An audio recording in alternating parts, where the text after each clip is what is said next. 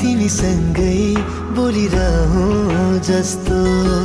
माया प्रीतिका भावहरू पोखिरहूं जस्तो